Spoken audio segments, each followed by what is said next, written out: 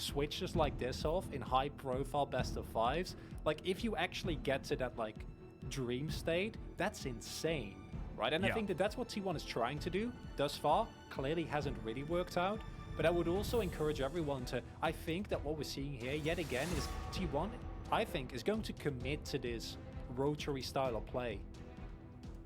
I actually really like it because I think that you can utilize different players on different sides of the map. When it comes to the draft, I think you can utilize a player that has a more shallow champion pool theoretically on the blue side, right? Because you get priority picks and you can try and play around that.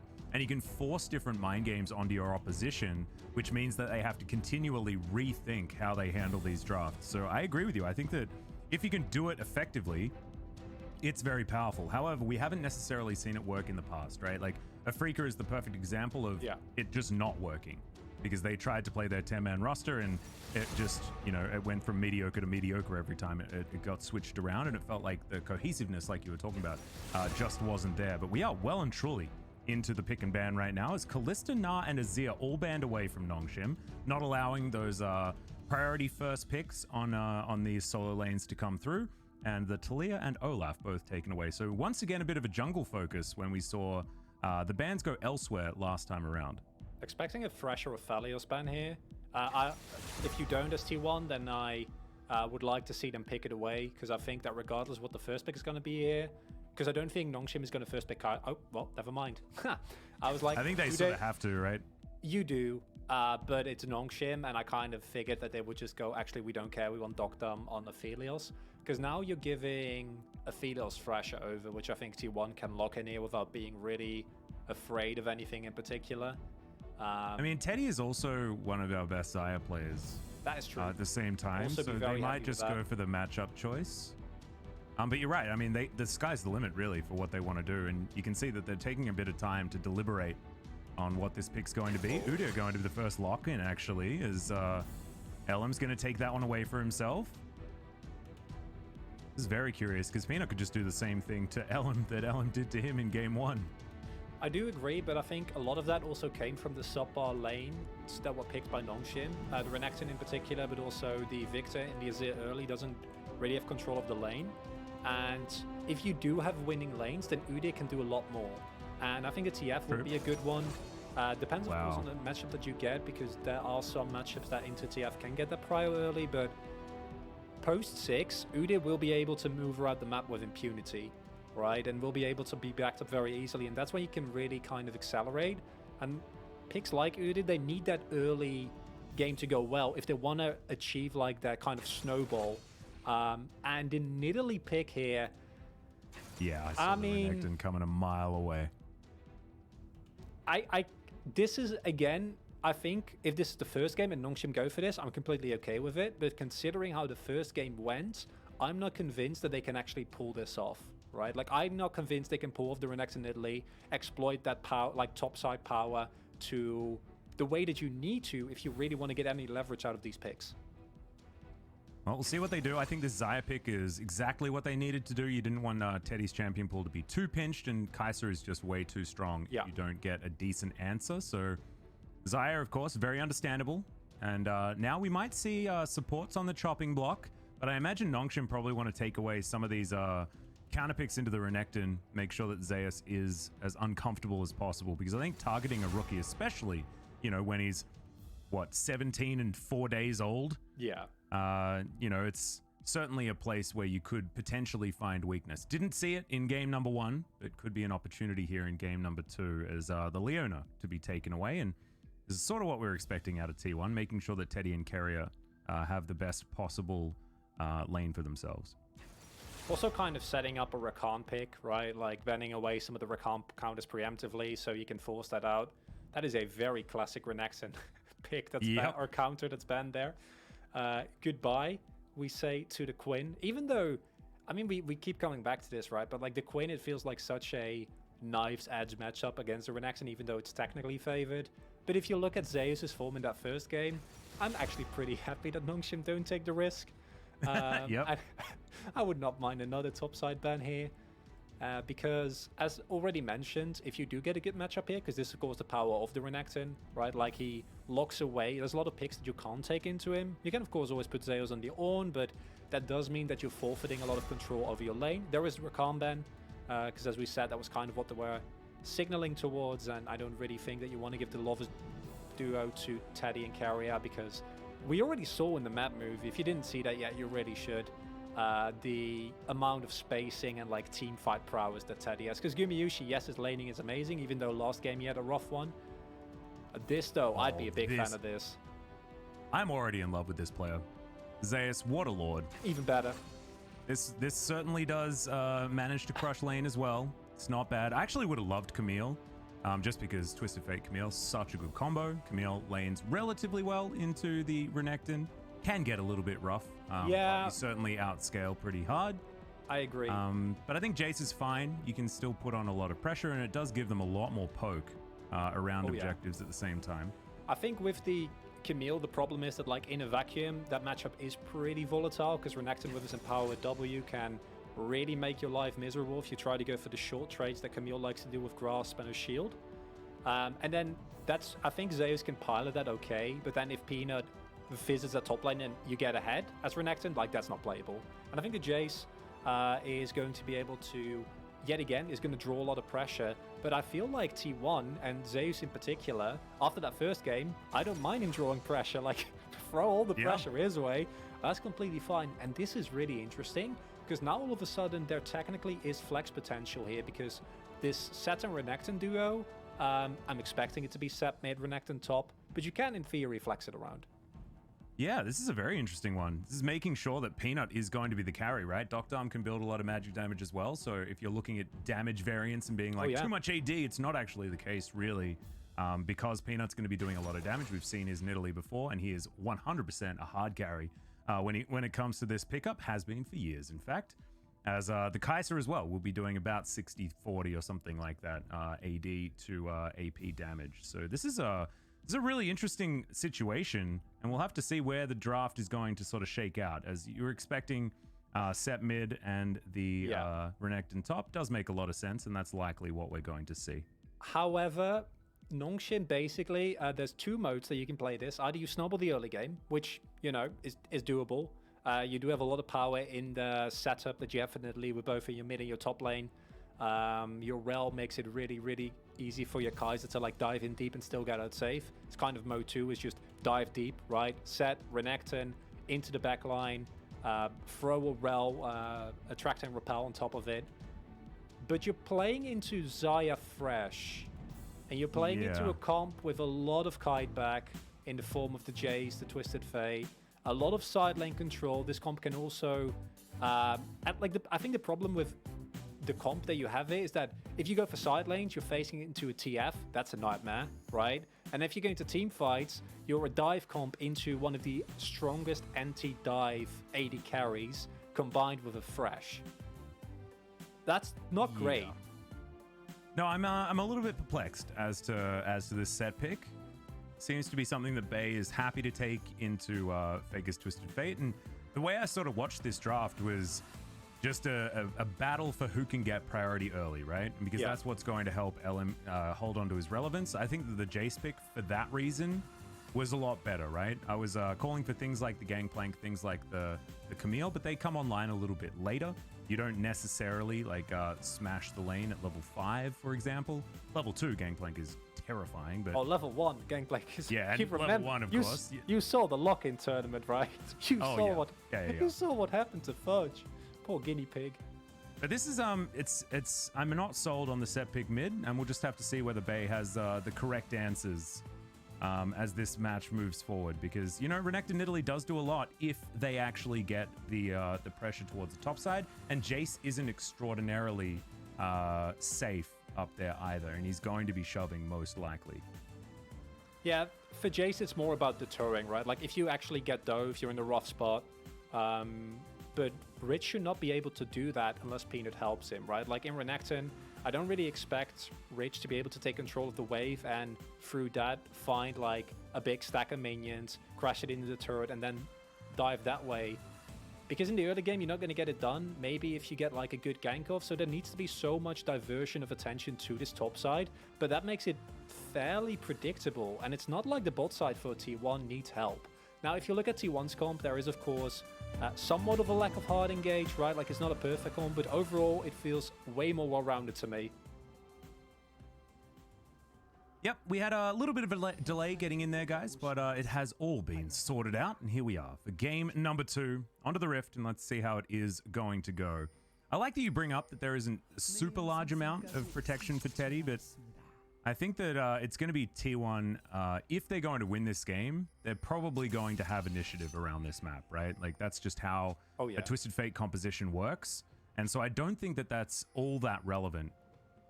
But we'll just have to see how it actually works out as we get into it. As Docdom does have the coveted Kai'Sa pick. And is already putting on a bit of pressure here, as you can see. Set making his way forward as well. And it looks like we are probably just going to have a bit of a gentleman's agreement. Looks like a red buff start here for Elam as well. We'll end up on the bottom side of the map. And Zeus will now likely be playing a little bit more weak side as far as the top lane is concerned. So we'll see how he does in a different circumstance against Rich. I'm actually happy to see Alam start bot side, specifically of what I said earlier. I feel like you know the attention is going to be on Zeus, right? Like you know that's immediately move back down there, right? Expect Peanut. Maybe he's going to go for a full topside clear and then into some pressure, but this comes down to what I said earlier. Zeus is going to have control. Zeus is going to be pushing. Then the question is, can Alam either cover for him, or can Zeus still farm to level 6, and at that point it becomes a completely different ball game because of the power of that TF. Well, Crashdown comes in, Carrier, just demonstrating the power of the Flay to deny that one. And so far, things pretty cool, calm, and collected here on the bottom side of the map. Docdom and Kellen having a decent time, but, you know, their laning has been very, very good. It's something to be expected here, as we'll see how Teddy handles it. His turn on the Xayah. I love this pathing from Alam. He skips his wolf camper there, and I think it's because he preemptively wants to be on his top side earlier. Because I think after what you did to Peanut last game, there's a fair expectation that he's going to try to do the exact same thing to you and kind of catch you off guard. And, you know, if you skip your wolf camp and you're there earlier, then there's not that much you can do. As we see, that's a high win rate, Faker. Yeah, he's pretty good at the Twisted Fate. Of course, is an absolute legacy pick for Faker. Was certainly one of the picks that was in very high demand when SKT were just winning absolutely everything. Don't just ignore the fact that Faker just missed a cannon. I know that hurt a lot of people, but still, 83% win rate ain't bad at all. And you were already talking about the set mid pick a little bit. I'm expecting this to be another mid set or a tank set, as we see the trading coming through. And here you see Alam covering just in case that Peanut does pass the top side, right? Because I'm not entirely sure. I don't think they knew what Peanut was. So just making sure that Zeus can push out this lane, not get punished, and be completely okay. But tank set was like repeatedly nerfed, right? Like they were very explicit. Like we want set to be kind of a semi-aggressive bruiser. We don't want him to build just full tank and then still blow people up with Haymaker. And that's the reason why he fell off initially. Now he will still have really good sustain, but it's a case of see it before I believe it. And Bay really's got to make some moves here in the mid game to convince me here.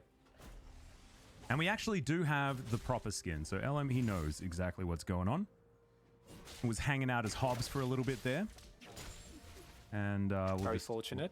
Yeah, we'll just have to go through and hopefully we're going to be focusing on the Udyr as often as possible, because definitely not Udyr, 100% the best skin. Look at Peanut. Oh yeah, here we go. This is the gank that we wanted. Flash comes out immediately as Zeus trying to turn it here onto Peanut a little bit, but it's going to take a bit of free damage. So very nicely done by NONGSHIM, and this is what we wanted from them, right? Actually utilize your Renekton Nidalee combo and put pressure on in the early game, and this could actually help try to put down this Udyr that we've seen punished in the last match, right? And has been exposed a little bit. And this is where I think Peanut went over to like this specific part of the wall where there were no wards, because there is of course quite some vision set up, as LM is it's going to be here, but not going to really do a lot. Doesn't really matter. You can clear his top side. This is step one, right? Like forcing the flash that's good. But Rich also doesn't have a flash, which means that like his all-in potential at 6 is not as good as it would normally be, say if he did have the flash advantage.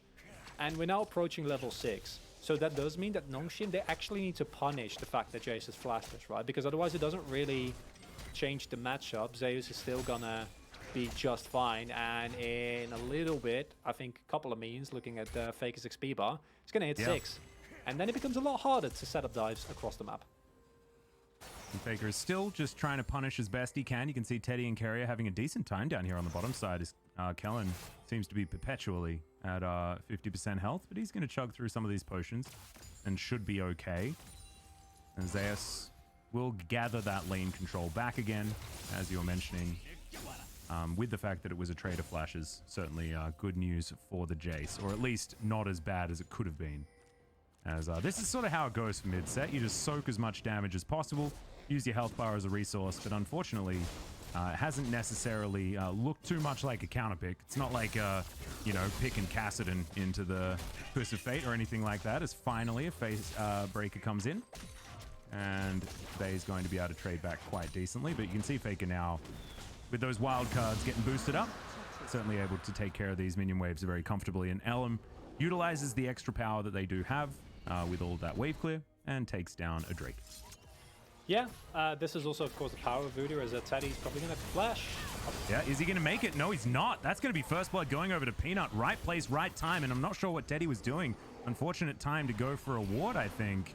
As the hook comes down onto Peanut, that's going to be Blast Cone utilized, and Elm's just like, nah, not going to be here. It's going to Hobbs his way out. And we'll see whether they can actually lock down this blue buff.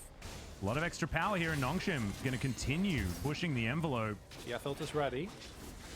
Yeah, Bay is rotating over as well, though. And you saw the Void Seeker. There was a Kai'Sa with Killer Instinct on hand. And so NONGSHIM just going to take away the blue. So this is a much better start here for this team already.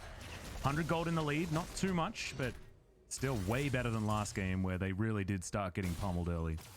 I don't think Doctum could have immediately joined with Killer Instinct, because he doesn't have it yet. That seems, you know, like that'd probably be good if you want to make a play around that.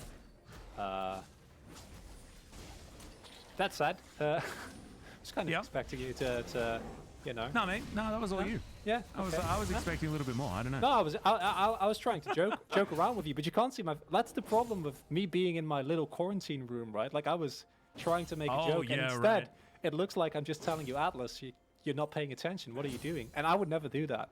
Well, it was because there was a missed cannon, and so like I was dying a little bit inside, and so I wasn't actually focusing. We're gonna have a look at Teddy dying again. I don't know why we needed to see that another time. It was just a little bit sad. As Zeus over here, just continuing to put pressure on. It's working. It's working so far.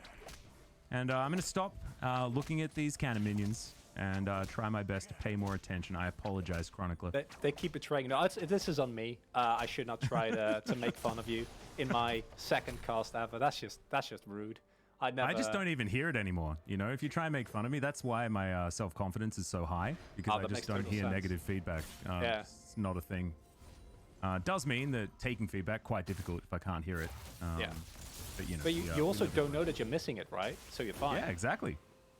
Ignorance is bliss, my friend. Ignorance is bliss. Zeus going to watch this teleport come forward, and Rich going to avoid the damage from the Empowered Shock Blast. Not bad at all, but still, that is a teleport on cooldown. Zeus has about an 18 CS advantage, and he's going to go home as well.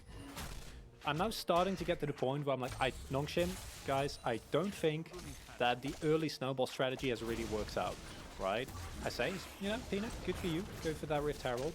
Go for those objectives, because that's really what you need. If you don't get the, otherwise going to build up to, if you don't find the early snowball, you need objectives, because you need to be able to set up flanks, you need to be able to actually dive that T1 backline, because otherwise your fights are going to be very, very hard. You have a team that's great for it, but you do need to be in a position where T1 is actually forced to fight with you, because if T1 is already somewhere, and they have full vision, they have full setup, you're going to have a problem.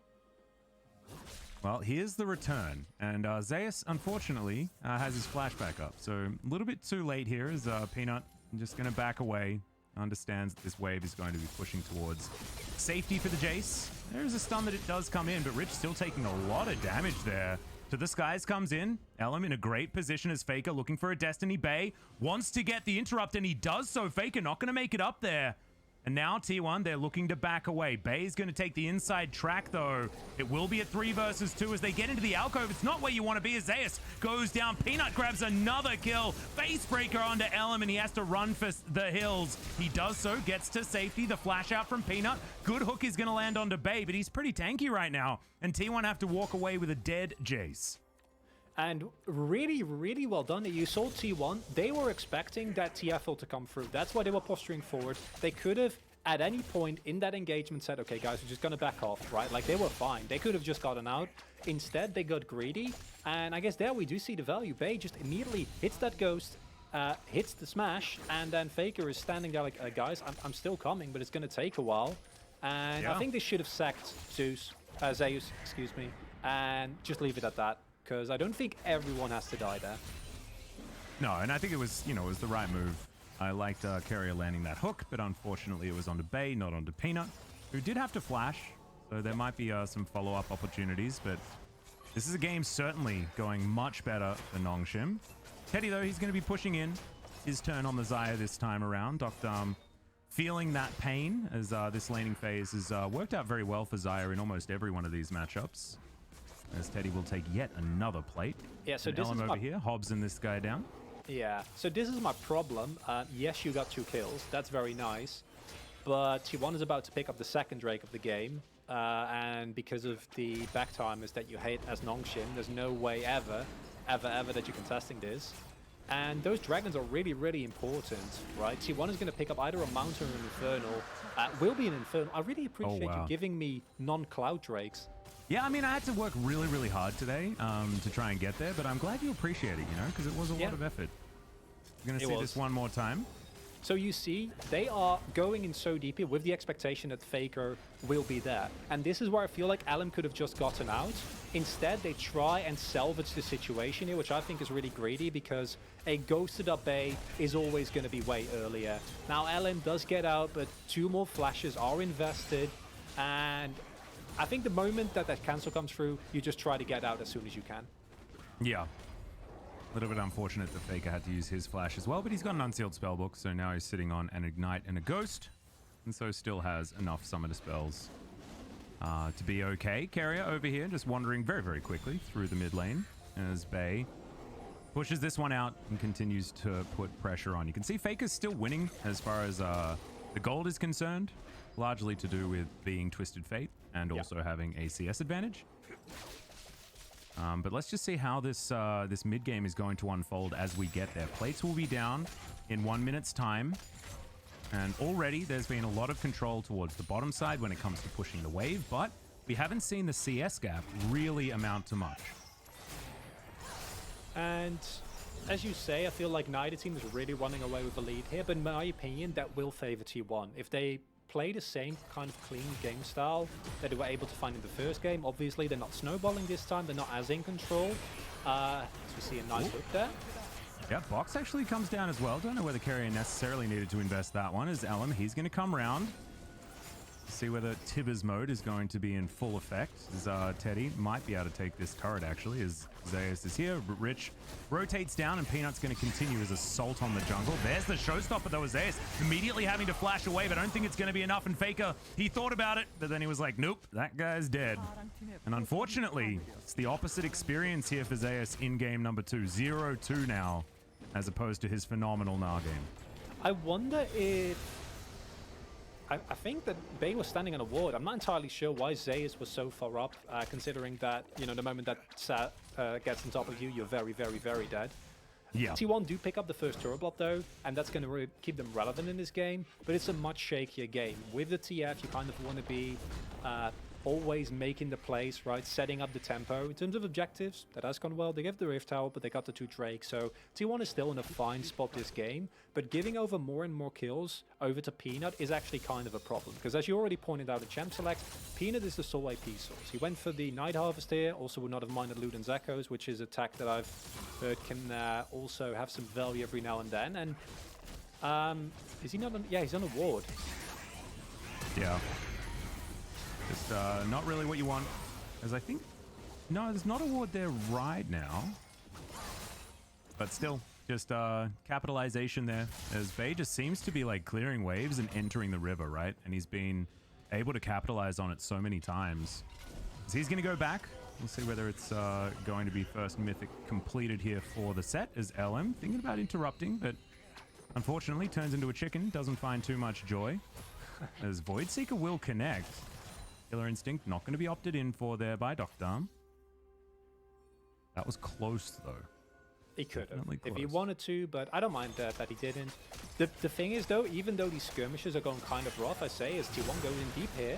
Yeah, and Bay's actually going to say thank you for it, as there's the crash down from Kellen. A lot of flashes as Carrier and Teddy try to get out of there, but Rich turns up into the backline. Teddy immediately is eliminated. LM now running for the hills as the Void Seeker comes in, and that's going to be it. Docdarm picks it up with a Killer Instinct. He may actually die from this one. Immediate cleanse. That was pretty Captain Jack. Liked it a lot. As he supercharges to try and get himself out of the way. Faker's Ignite not going to be enough. As now Rich finds himself underneath the turret. Faker goes golden. Hook is going to go wide, and the crash down will spell the death of the Twisted Fate. And NONGSHIM have woken up. The tempo and skirmishing gameplay from NONGSHIM is so clean there. And as I was saying before, Peanut is the sole AP source. You do not want to itemize against it. If you look at the opponents, you see the plated steel caps, you see the CDR boots, but there's nothing that they really want to build against Peanut. They don't want to itemize Amar, meaning that he basically does true damage. And this is so greedy from T1 here. It's not necessary of them for all to make this play, and they've been pretty laid back up until this point. And then here it just all goes wrong, and the fact that they keep trying to like kind of force gives me the idea that they think they're in a much better spot in this game than they really are, because this is still fine. But then again, this is the second time that T1 has done this. Faker goes in so deep trying to get this kill, and then he dies yet again. The sidestep was beautiful from Docdarm as well. Just ever so slightly avoiding the wildcards, as the hook was a bit unfortunate. But I think the capitalization from NONGSHIM was fantastic, and already like the set mid has got the value that they needed it to. Like, this is the crazy thing. This is where I, was raising my eyebrows in the draft. Like, what is this set actually going to be able to provide? But Bay has been playing it very, very nicely and turning a lot of what T1's been trying to do against them. As once again, Bay's going to find Faker. The Stride Break is going to slow him down, and then Bay grabs the kill with the Showstopper. 7-0 now. This is like just opposite day from game number 1. It feels like maybe it's blue side power, but I don't think so. I think this is just NONGSHIM realizing how they needed to play against this composition, and maybe this Udyr being a little bit more of a trap than the priority pick that it's been so far this series. Yeah, and Faker pulling the red card there, the crucial moment, it's just all kind of going wrong for T1. Now, I want to two things. First of all, NONGSHIM are playing incredibly well, as you're saying. I'm really impressed with how they've been able to utilize the Stride Breaker set. Of course, didn't go tank when Stride Breaker item is super, super good because it fixes your biggest issue. And base ghosts have been super, super impressive. Constantly making the play. Every single time he's popped that ghost, someone has died. Yeah. On the other side of the coin, T1 are only 1k gold behind. They still have 2 Drakes. This is not an over and shut game, but how NONGSHIM are finding these constant high tempo plays in skirmishes is really impressive to me. And especially when the next Drakes are going to be these Infernals as well. If they stack up 4 of them with the fact that they've now built so much map control, this is where things get really, really scary. As Shirley, she's going to get taken down by Peanut, who's just quietly sitting at 304 now, 100% kill contribution on his very, very powerful Nidalee. And I'm thinking that maybe he should just play it every single game. As Bay gets the Facebreaker onto Ellen. There are a lot of members of T1 in this area, but it looks like, oh, Teddy actually is able to lock down that red buff. Like it a lot, as Faker's splitting on the bottom side. Playing side lanes, certainly a thing that this composition can do. Of course, you see Twisted Fate, you think side lanes, but NONGSHIM certainly still in a very good position. Just over 1,000 gold, like you mentioned earlier, not the end of the world for T1. And especially looking at the items that have been picked up, Teddy's in a good spot as Faker makes it back to the mid lane. See, they look like they're grouping for something, but there's not too much in this area. I wouldn't mind them just grouping in general, even though, like, as you say, they have a comp that's very strong off in the side lane. I think in terms of lane assignments, though, I don't think Zeus is going to have a great time against either Rich or Bay. Might be wrong on the Renekton matchup, but I feel like Bay is just going to very quickly run him down. Not have a problem getting on top of him. now building towards what looking to be like a dead man's blade. And just stacking more and more move speed, right?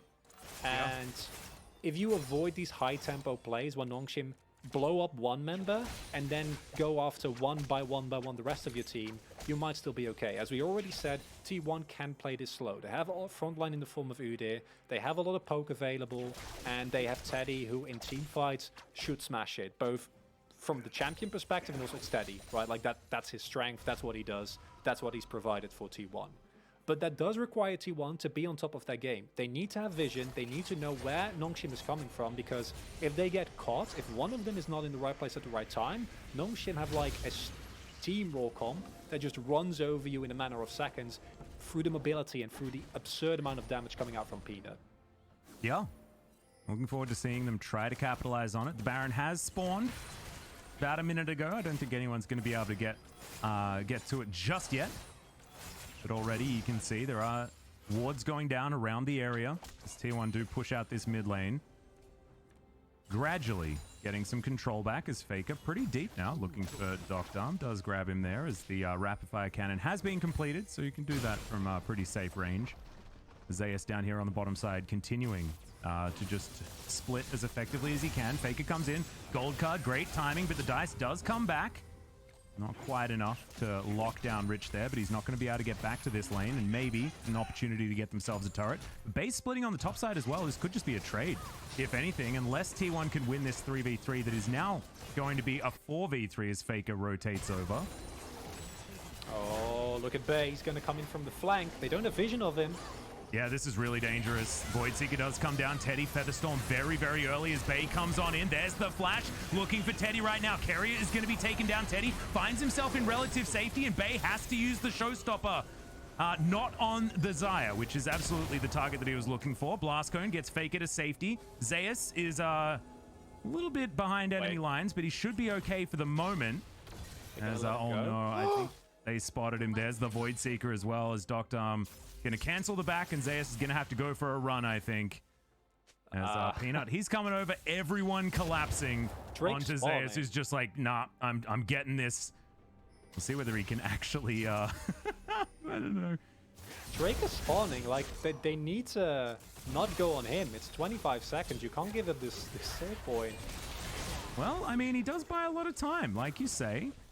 It's going to be Teddy going for a reset off the back end of this, though, and 15 seconds is enough time for NONGSHIM to move over into position on this Infernal. So a little bit unfortunate for the Jace, and no real capitalization is going to eventuate either. And now we're starting to get to a point where T1 seemingly are just going to sack objectives to try and hit crucial spikes. I think they're looking for a 3-item spike on Teddy, possibly also a next item on Zeus. And even though this feels like a very even game, T1 have not found a single kill yet, and that is not necessarily insurmountable, but I feel like they're getting frustrated, they're playing frustrated, right? We saw Faker go for like these over-aggressive plays repeatedly. And again, this is a T1. Yes, their first game was exceptional, but they've been here before. They have been one game up, looking very dominant, and it's gone wrong plenty of times. So I think this is T1 fighting against himself to say his Rich is found. Yep, gold card is going to come in, but Faker doesn't have a lot of damage right now, and Rich is pretty tanky. There's the Dominus. Gold card comes in. Carrier and Teddy are going to be in position. Peanut looking to try and turn up. There's the flash forward. Stun comes down onto Teddy. Immediately he has to Featherstorm. Gets into melee range with Rich, but will survive for the moment. Not enough to grab the kill. Faker goes in, gets baited by Rich. He does go down. Not even sure what that was, as at least Faker is rewarded with the first kill for T1, but it's still going to be a trade 1-for-1, and that Drake still went over to NONGSHIM after all was said and done. So NONGSHIM still in great control of this game despite what the gold says. I think it was the wild card from Faker there in the end that landed him that kill. And let's look again. Here, there's no vision for T1, right? They're setting up this full fight. I'm not sure what that ult from Teddy was sideways. And then literally the fact that Day is there means that you can't disengage as T1. You're forced into this position where your backline is they're not even getting dove. Like, they're already in. Bay literally immediately has backline access. And then this is kind of a attempt from T1 to salvage the situation and maybe pick up a kill, maybe get a shutdown, right? Maybe take away some pressure. But Rich's stalling here is exceptional, and the damage from Peanut is insane. And this is something that I was skeptical of this Nidalee pick, right? But Peanut has been picking up so much kill and goals. I think it's the final wild cards here. Oh yeah, our observers are smurfing. Again, look at the map, look at Bay. Oh no! Back in live once again. The stun is fantastic though. That's going to deny the flank as T1 still running away. But that's by the skin of their teeth. They're able to get out. So this is what they're going to have to do over and over again to stop Bay from just demanding whichever fight he wants. Man, NONGSHIM with the Brawler comp, like, I love how they keep doing this, but this is also on T1. T1, stop pushing so far up the mid lane without having good control of your jungle. You need to make sure that this can't happen again. Why is Bay allowed to consistently run onto Teddy? That is not a thing. That should not be a thing. Please make sure it doesn't happen again, because that's how you're going to lose this game, right? Because if Bay doesn't find that backline access, Teddy doesn't immediately go to like half health, and that is also something where Peanut has a lot of say in, because Peanut is 4-0-6, he has a Void Staff, and there's virtually no MR. Is there literally no MR? There might be on the side of T1, so his spears feel real bad, meaning that one spear, Teddy's out of the fight, and one spear plus Bay is instant loss of a team fight. And Teddy can't play the game, and you know, he still has a bounty because he's 288 CS because it's Teddy, and they've he's Teddy, funneling a lot. Oh, Teddy! Oh no! What? He just kills him! Doctom's just dead, and he makes it to safety. This is exactly what we're talking about. The Teddy effect is always gonna be there. Oh no! Doctom just didn't know. He just didn't know. Literally, as I say, Teddy can't play the video game. Teddy plays the video game. Unbelievable! Right, he does. Finds the kill. Well, I mean, yeah, what did you say about that? That is just straight up outplayed from Teddy here. Now T1, they still need to be respectful. I don't think they can take this Baron, specifically because of the power of Peanut, right? And this is a problem that T1 will still have, even if they do find a pick. They don't have hard engage, and they're not winning the poke war right now. No, and they wanted to win the poke war, right? That's why things like this Jace exist. The wildcards from Faker as well as... Let's have a look at this one more time. The supercharger comes in and Doctom gets hit by, 3 autos and a feather, I think. Yeah. And Teddy just uses the feather stone and says, see ya, goodbye. Thank you for the kill. Really appreciated. Oh my goodness. And now his bounty goes up to 350. That's a 1-2 and 1 Xayah as well. Not exactly fed in any way. As these spears, I mean, Carrier can take 2 of those and then he's dead. As they're going to have to start really avoiding them. It feels like Peanut is like Zoe levels of destruction right now. Oh, definitely. And that's very scary. But T1 does know what's happening. There comes the engage. Yep, the crash down comes forward. This is a great engage out from NONGSHIM as Doctom grabs the kill onto Faker, but does have to make his way out of the fight. Teddy at full health as he dashes his way to the side. Elm now getting himself into position. The haymaker from Bay, not enough to deter Teddy right now, who just walks past him. That's going to be enough autos. Elm actually grabs the kill, and now T1 can push forward. Rich will get stunned up, and look at the damage from this Xayah. Rich gets on top of him, but he still had Featherstorm, so Teddy easily able to lock down that kill. And NONGSHIM, they have to kill this Xayah instantly, otherwise these fights get so much harder. And we see some split calls here. I would love for them to go to Drake. I don't think Peanut is still alive. Don't go for this. He's 2 levels up. He's still a Nidalee that's going to spare you. And they decide to go for the safe play and go for the Drake. And this is what we've been talking about this entire time. Yes, T1 doesn't have great engage, but that doesn't matter when you can play team fights as well as this. Faker gets blown up at the start of this fight because Callan goes in really, really deep here. And yes, he finds Faker, but we don't care about Faker. Faker doesn't matter in this scenario. It's all about the man Teddy. And here we see Carrier and Ellen doing such a stellar job combined with Teddy's use of Gale Force, as well as just his sheer kiteback potential to make this play work somehow, even despite the fact that this was effectively a 4 versus 5 for T1. Yeah, he's just untouched, able to avoid all of the spears. Rich eventually gets on top of him and then gets the bad news that the ulti was still available. So really well played. This is the Teddy in the late game that we were talking about. Sometimes, you know, it feels good when the narratives pay off. It certainly does work out. It's still by no means a huge advantage for T1 or anything like that. 1,000 gold at 30 minutes means approximately nothing. We've still got a game on our hands, but this is 4 items on Teddy. Just completes the rapid fire cannon. He has Infinity Edge as well. This Xayah is terrifying. Oh, Teddy. And actually, big numbers. Yeah, Zeus also doing a surprise. Faker has literally 0 damage, and that looks really mean, right? But honestly, it doesn't really matter as long as you draw attention. And Faker did draw out the hard engage from Calendar. If Calendar gets that on top of Teddy, that teamfight can look entirely different. Of course, still not the greatest game, but there's still value. I say is that Teddy smells another target. Yeah, he's running real fast to try and lock this guy down. The rest of NONGSHIM do turn up, and T1 will respect it. Is now just clearing out all of the vision around the Baron. And Zeus just going to push this top lane. Faker, Destiny almost available once again. As he does find a decent little stun there onto Kellen, who takes off his health bar. Peanut just executes Zeus. I'd like to see that one again. I think that was probably a spear landing, and then Jace was dead. That's not okay. Yeah. He does have teleport, but he has teleport in 36 seconds. The Baron is going down fast. There's the Destiny to make sure that they have vision. Bay not going to be able to find the flank for free as Ellum wants to try and take this one, but he is behind 2 levels like you were talking about.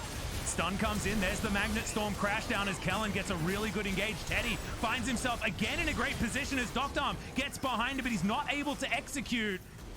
Carrier does fall down. Peanut grabs another kill, but still 5 members of NONGSHIM are closing in on T1. Faker and Ellum are going to have to try and protect Teddy.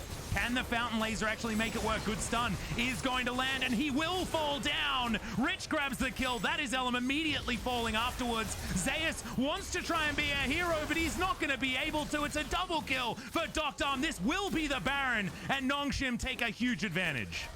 And Zeus, this time the pressure does get to him. It starts off with him getting picks. That forces T1 into an immediate awkward position where NONGSHIM, they don't care. They're immediately going to go for that Baron. And then it becomes so much harder to play out the subsequent fight as this feels, because this is okay, right? This is fine.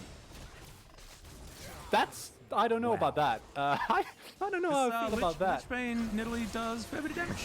And here we see the mastery from T1 in how they set up this team fight, with Teddy being able to really last hit is not enough to overtake the extra men that they have. Doctom going in aggressively there creates so much space for the rest of his team, because with Kai'Sa there, Teddy can't play, right? If Teddy gets off a couple of extra orders there, it might look differently. Then NONGSHIM, just wait for your cooldowns, take it slow, go in with the Attract and Repel as well as the Renekton stun, and you can just clean it up freely. Now, this teleport was channeled when this was looking much better. Teddy! What the heck? He just comes out and executes. Now they're looking for another one. Rich gonna get stunned up as Ellen's just gonna boop him. They do manage to get him onto the box, but he's very tanky, and Carrier takes a lot of damage, but T1 have still won this fight, even if Rich gets out of here as Kellen dives on forward. The Magnet Storm is activated, but unfortunately, he's just gonna go down, and T1, they put the pressure right back on again, as now they're pinging the base of NONGSHIM. And this is the problem with T1 composition. You don't really have engage, but they found a solution to that problem, and that is Teddy kills Doctor. Assassin Teddy. That's the game plan. And it sounds like a joke, but they've done this 2-3 times in a row now. Like, it's legitimately just Teddy's season opening, and he murders someone, and then they can fight. But both teams have this same problem, right? And that's why we see this game take so long, and neither team is really able to find a definitive lead, because it's really hard for both these teams to actually push an advantage, right? It needs to be centered around an objective. And Peanut is ready. He's looking for the steal. 3 levels up. Can't 50-50 this. 17 Nidalee. Yeah, hops on over, but it's Teddy that locks down the Drake, the Infernal Soul for T1, right under the nose of the kitty cat. That is not the 50-50 you should have taken. That was still a risky play from T1, but it paid off in the end, and I guess you can't fault it. We're not going to do results-based analysis here. That was not the play. I do not approve. No, not at all. But it works out, and that's the main thing here. Because now T1 has the Infernal Soul, and if you thought Teddy assassinated people quick previously, he's now a 4-item Xayah with an Infernal Soul. So it's going to get worse. Yeah. Yeah. Yeah, this is real scary. What a game. It's 16-7, but it's so close. And it's still a 4,000 gold lead for NONGSHIM, right? They're setting up the Death Rush, but they get Destinied. As there's the empowered back. Rich is like, oh, no, I'm out of here. See ya. He does make it to safety. Do you think Rich said, see you later, alligator? Because it's kind of weird because, you know, he's the alligator. Yeah. Yeah. We'll see whether we get the inner wild crocodile. Is Peanut gonna get taken? Sorry, yeah. Taking that to about half health as Teddy feather storms. Can he actually get into position? Oh, the face breaker is so good out of Bay. Faker's gonna go down and Bay gets right on top of the rest of the members of T1. And I have a feeling this is just it. That's the ace, and that's gonna be the game. NONGSHIM will bring us to Faker's 600th. I don't know if they have the wave. There's only a single minion. I think they should be able to tank the turret here. Yeah, never mind. They can take the turret. They're fine. Unbelievable. Yet again, it's the flank that comes in. Continuously, NONGSHIM have been able to find these flanks again and again and again. And this time it pays off. As you said, an insane phase break coming up from Bay, but it's Rich with the teleport that really secures it. And T1, you need to start sweeping